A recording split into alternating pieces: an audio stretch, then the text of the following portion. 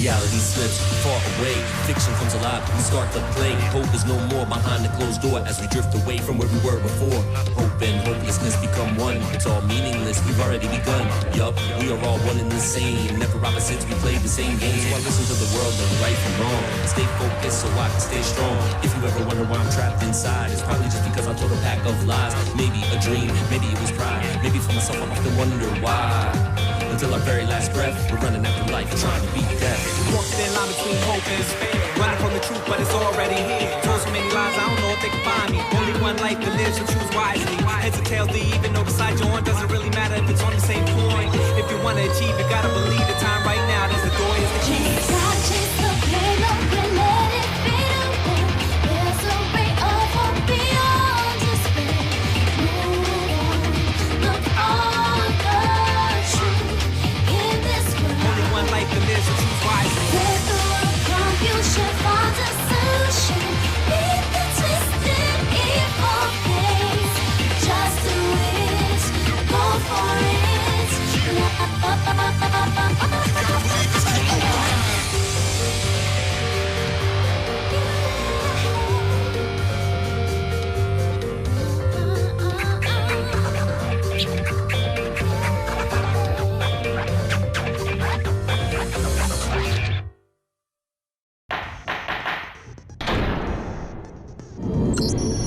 Let's begin with a basic explanation of the class trial. So, your votes will determine the results.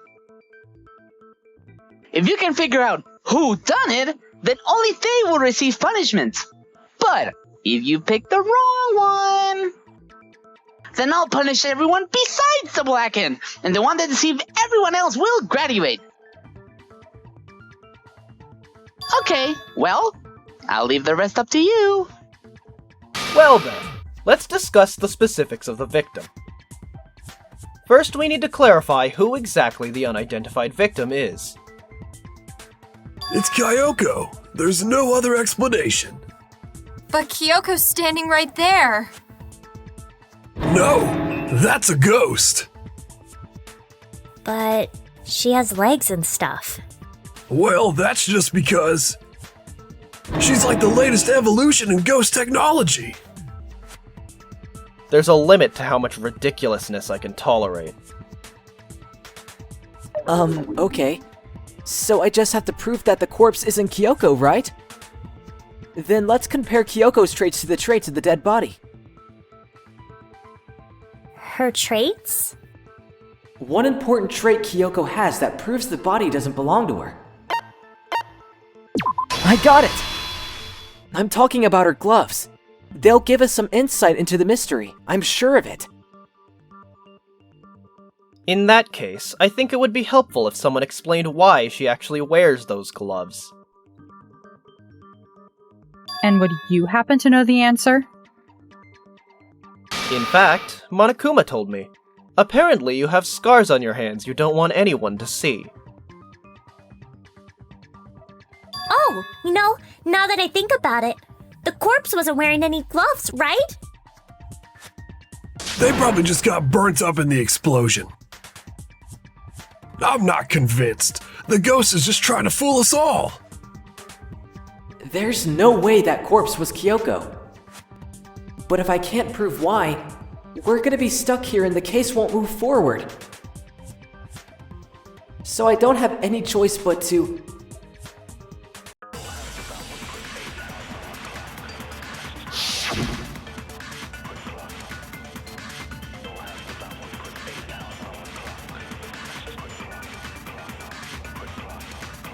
That Kyoko there is just a ghost.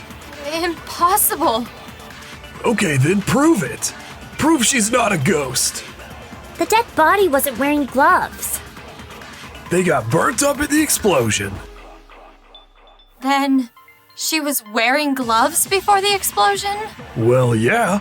She must have been wearing gloves. 'Cause that corpse is absolutely Kyoko. This entire discussion is idiotic. I know that body isn't Kyoko's, and I know I can prove it. That Kyoko there is just a ghost. Impossible. Okay, then prove it. Prove she's not a ghost. The dead body wasn't wearing gloves. They got burnt up in the explosion. Then she was wearing gloves before the explosion? Well, yeah. She must have been... No, that's wrong.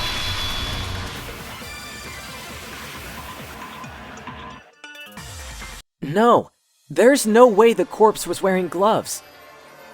Whoever it was, they were wearing fake nails, remember? I imagine trying to wear gloves over nails like that would have been a pretty big pain. Besides, Kyoko wears gloves to hide her hands, right? It'd be pretty weird for someone who's self-conscious about their hands to wear fake nails, don't you think? Jeez, man. You don't know women, huh? They're complicated like that. If anyone doesn't know women, it's you. Well, Kyoko, any thoughts? These gloves were custom made to the size of my hand to make sure they don't interfere with my daily life. If I wore fake nails, the gloves wouldn't fit properly. Then that's that. The dead body doesn't belong to Kyoko. Which should have been obvious since she's standing right here. Okay, so then, who's the real victim? First we need to figure that out. That's the first thing I said. You're the one who's been dragging us around in circles. Before anything, we have to identify the victim. Everything starts from there.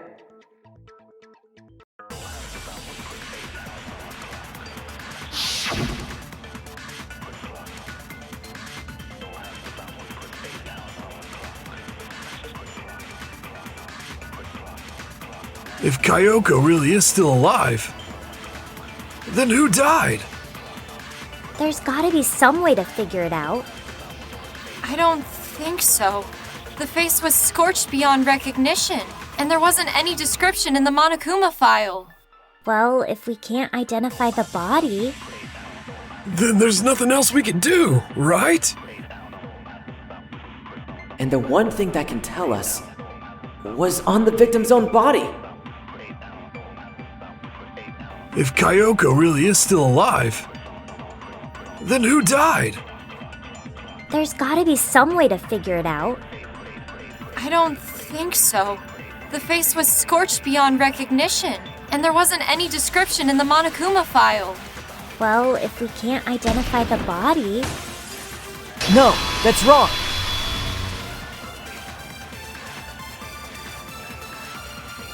There was one clue left behind that we can use to identify the body.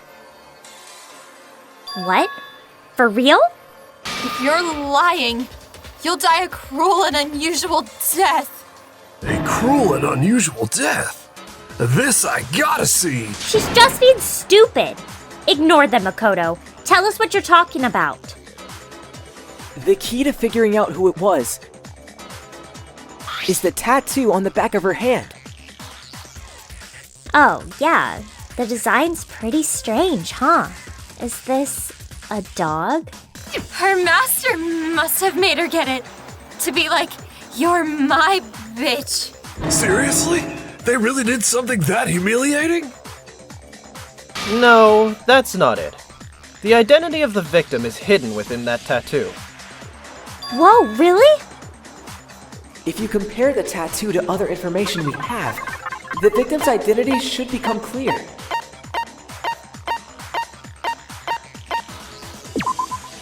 I got it! The Fenrir Mercenary Corps. That's the name of the military group Mukuro Ikusaba belonged to. Okay, so... To show that they're a member of the team, each soldier that joins the squad would get a tattoo representing Fenrir somewhere on their body. Fenrir? The image that represents Fenrir is...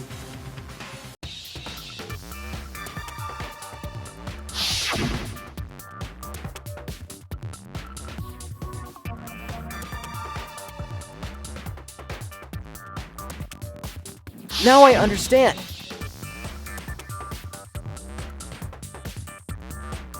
The representation of Fenrir is a wolf. Fenrir, the wolf of Ragnarok.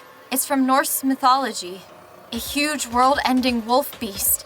He's the child of the trickster god Loki and a female giant. Man, after all this time, we finally got a glimpse of the literary all-star. A wolf tattoo? Then that means... Exactly. The body we found had a tattoo of a wolf. Which means that person must have once belonged to Fenrir. So it must have been Mukuro. What? Hold on! Isn't she the one that was behind this whole thing? You sound surprised, but you're absolutely right. Yes, indeed. The trial this time is to solve the murder of Mukuro Ikusaba. What? Are you saying the mastermind is dead? And now we have to have a class trial? No. It means we were wrong in thinking that Mukuro was the mastermind at all. But, I mean, being the ultimate despair seems like a pretty mastermindy title to me. Maybe we shouldn't have been thinking of her as the ultimate despair in the first place.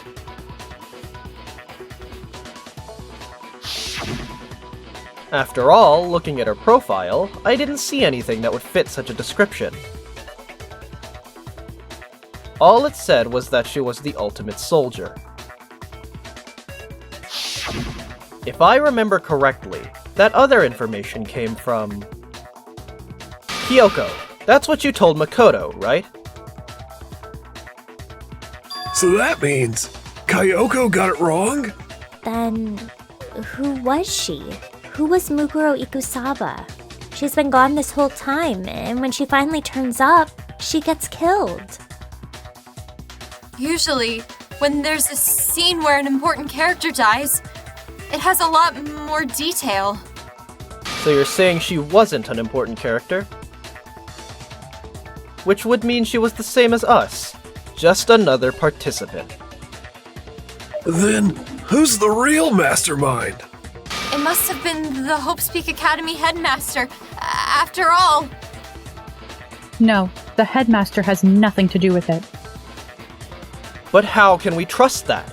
We already know your information about Mukuro was wrong. My information was not wrong. Okay, we're in the middle of a trial right now. Figuring out who killed Mukuro is first and foremost. Please limit all future prattle, chattel, and chit-chat as much as possible. Fine. Uncovering the identity of the mastermind will have to wait. But remember this. No matter what happens, we will find out who you really are. I stake my family name on it. I have officially decided to completely ignore all such attempts at provocation. Now then, just so nobody's confused, let me state this one more time for the record. The reason we're having a class trial is because a murder among the students has taken place. Hammer that point straight into your all-baked brains. What you're saying is that both the victim and the culprit are part of the student body? Then, one of us killed Mukuro? Wait, no! There's a chance that there's some mystery 17th person who's been hiding all along. Nope, there are only 16 students in total that have been taking part in these events. Seriously?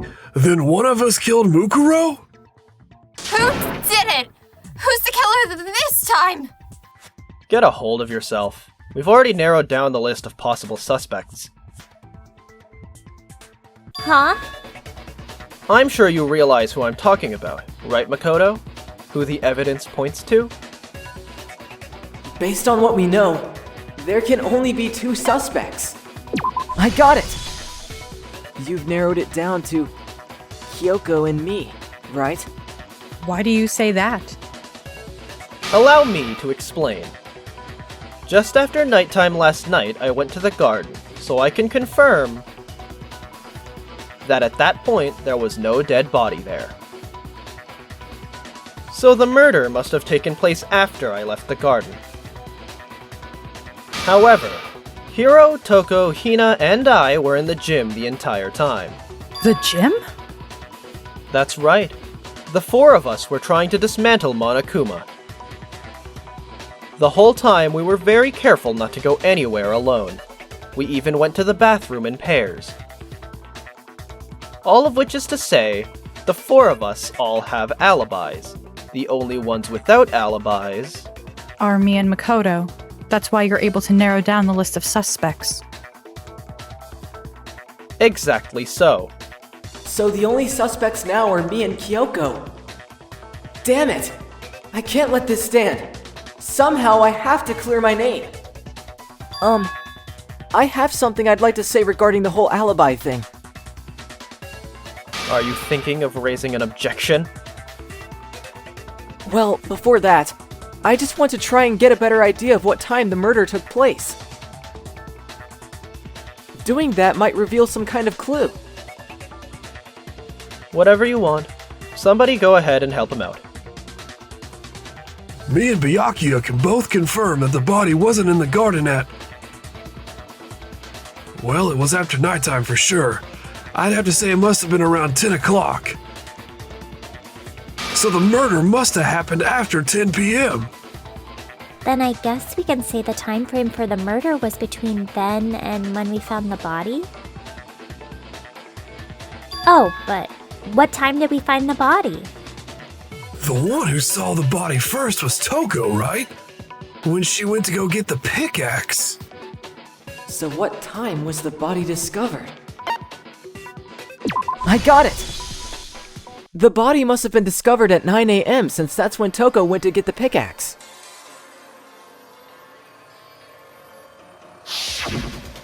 Now then, Toko, what time is it? Well, when we left the gym, it was just before 9 o'clock. So it's probably 9 on the dot now. Okay, go get the pickaxe and be back here by 9:01. He's right. It had to be around then. So we can be totally sure the murder happened sometime between 10 at night and 9 in the morning. For me, I was already asleep before nighttime hit, so I don't have an alibi after 10 o'clock. But I'm sure I met up with everyone else before 9 this morning. We ran into each other in the dining hall, right? That was around... Oh yeah, right around 7:30. I remember checking right before I went in, so I'm totally sure about it. Which means from 10 p.m. to 7:30 a.m., you don't have an alibi. The murder happened between 10 p.m. and 9 a.m., and I don't have an alibi from 10 p.m. till 7:30 a.m. Okay then, it looks like the game has begun. If I can't provide an alibi for that period, then I just have to prove the murder didn't happen during the time I don't have an alibi. To do that, I have to make it clear when the body ended up in the garden.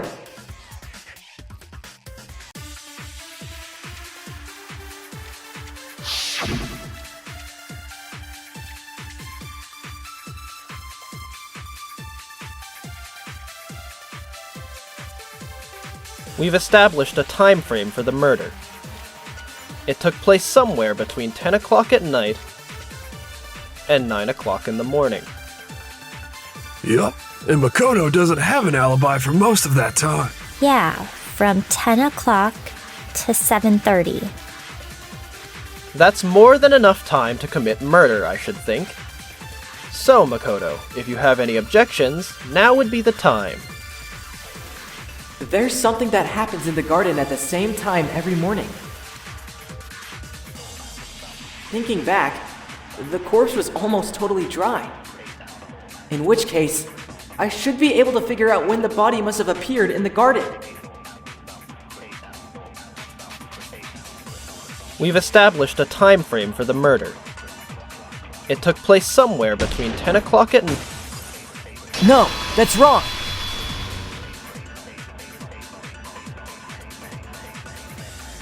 Actually, the murder couldn't have happened anywhere near 10 o'clock. It had to have taken place way later. And what makes you say that? Because of the sprinklers in the garden. The sprinklers are set to go off right at 7:30 every morning, right? So if the body had been in the garden before 7:30, then it should have been completely soaked. Hold on. I remember this part perfectly. The body was wet. Dripping wet, in fact. Sorry, Toko, but you're wrong. I'm wrong? How? Are you saying only the mouth down south was wet? How dare you spew such indecent words? No! I'm saying that the body was wet, but not because of the sprinklers. What do you mean? By denying the sprinkler, are you trying to deny my entire existence? Man, you're totally wacko. If you really think it wasn't the sprinkler, you'd better tell us why. I need to prove that it wasn't the sprinklers that got the body wet. All I have to do is hit Toko with certain evidence, and that should do it. If we look at the body itself, that should make it clear.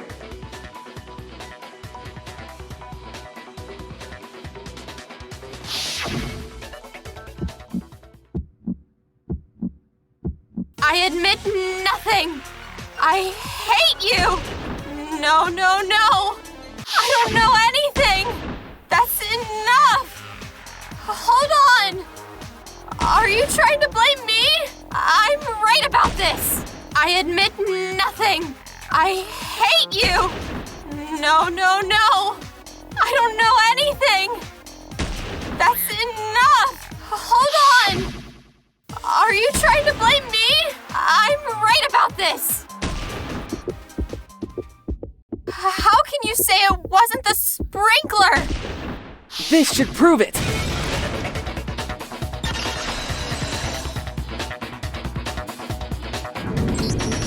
Just remember what the body was like after the explosion, and you'll see why it wasn't the sprinklers. The top half of the body was wet, yes, but the bottom half was completely dry. If the sprinklers got the body wet, shouldn't the whole body have been wet? So they only got the top wet? The bottom was completely dry?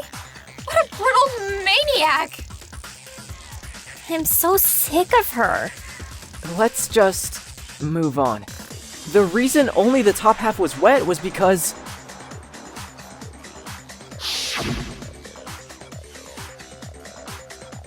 while the body was still on fire, I doused it with water. But only the part on fire. The top half. Oh, then I guess the sprinklers really didn't do it. So if the sprinklers didn't get the body wet, then the murder must have taken place sometime after the sprinklers turned on at 7:30 in the morning. Which means she must have been killed sometime between then and when the body was discovered at 9.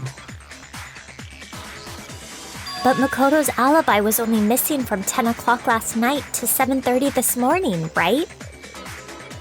So there's no way Makoto could have done it. I guess you had an alibi after all. Good for you! In which case, the only one left without an alibi is Kyoko. Kyoko's the only one without an alibi. Which would mean that Lucaro's killer is... No, I refuse to believe it. Kyoko murdered someone? That's...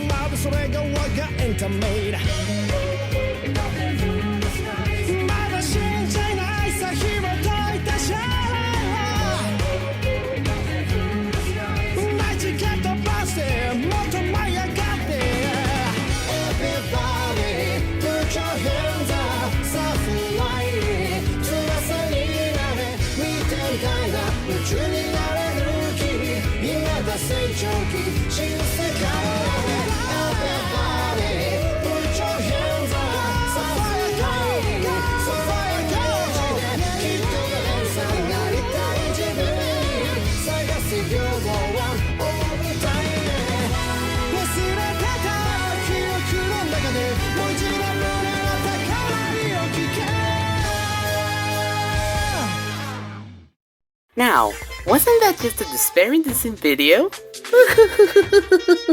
If you like our content, be sure to drop a subscribe and click on the bell so you get notified when our next video comes out. If you want to watch even more despair, you can click on any of the videos beside me. I'll see you later!